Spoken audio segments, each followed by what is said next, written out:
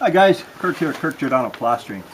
The owner asked me how we're going to get through these pipes right here. How do we watertight? And of course, I'm using a grease membrane as a Z-flash in these areas here. I want to show you guys this since I was showing him. Generally what I'll do is make a little template. I'll go up and then I'll put a piece directly over it like so. Tack that down. And then we still got a caulk around it. Just like that. That's water tightening. Over here, where we have a belly band.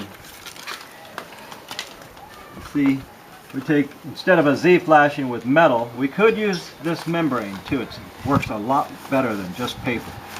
So I've got that right here, and then we're putting this 30-pound felt because they've already had this on the job. We're putting a 30-pound felt here. Then we're putting 2 more layers of paper on top of this and going under the window. It's going to have 3 layers, but there's no need taking off what they already have on here. And Jay, if you would walk around here, right here where we connect to the deck, the Z-flashing is here. Then I actually pull the deck up here in order to get my membrane here. Lastly, let me see if I can squeeze over here. Alright, the same applies here. We had a 30-pound felt.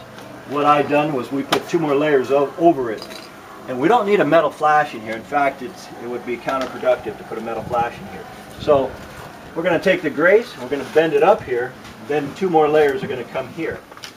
Where they removed the stucco to the house here, this is a key area too, because it's an old house, and what we want to do is, obviously we want to watertight it. So the paper is fine here, but what I also recommend is a piece of grease, and this grease is going to go just like that.